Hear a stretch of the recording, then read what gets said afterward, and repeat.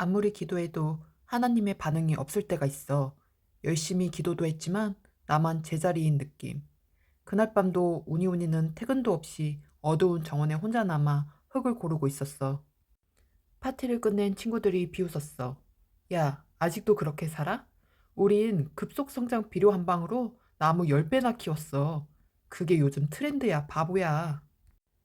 텅 빈 정원에 남은 우니우니는 울컥하는 마음에 생명처럼 아끼던 매뉴얼을 노려봤어.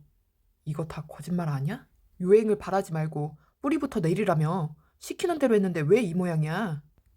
그때 말끔한 정장을 입은 상인 하나가 담장을 넘으며 말했어. 손에는 영롱하게 빛나는 주사기를 들고 있었지. 그는 급속비료 상인이었지. 안쓰러워서 원. 청년, 자네가 게으른 게 아니야. 그 낡아 빠진 매뉴얼이 문제지.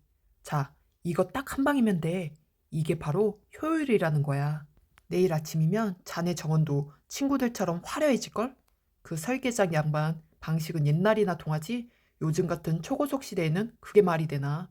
남들 다 빌딩 세울 때 자네만 텐트 치고 살 거야? 우니우니는 손에 쥔 주사기를 나무에 꽂고 싶어졌어.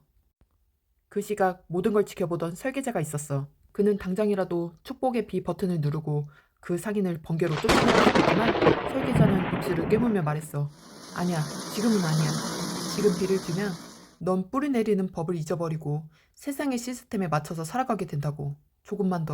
조금만 더 버텨다오. 내 뿌리가 닿을 곳이 얼마 남지 않았어.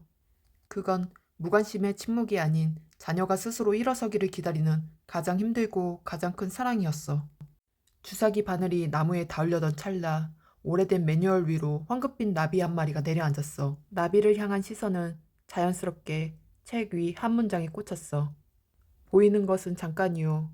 보이지 않는 것은 영원함이라. 우니우니는 주사기를 바닥에 던지며 말했어. 가져가세요. 난 가짜 장식품을 만드는 게 아니라 진짜 생명을 키우는 정원사거든요. 상인이 화를 내며 말했지. 너 미쳤어? 설계자는 널 버렸다고. 침묵하는 게 아니야. 아예 없어. 없다고. 우니우니는 매뉴얼 책을 가슴에 안으며 말했어. 아니요. 힘겹게 참고 계시는 거예요. 내가 진짜가 될 때까지. 상인은 욕을 내뱉으며 다른 일을 찾아 어둠 속으로 사라졌지. 우니우니는 매뉴얼 책을 가장 잘 보이는 곳에 다시 세워두었어. 그리고 삽을 들어 밭을 일구기 시작했지.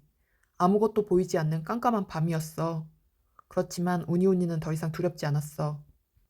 이 침묵과 어둠은 하나님이 나를 홀로 두는 것이 아니라 나에게 하나님을 향한 사랑을 묻고 계시는 시간이라는 걸 알게 되었거든.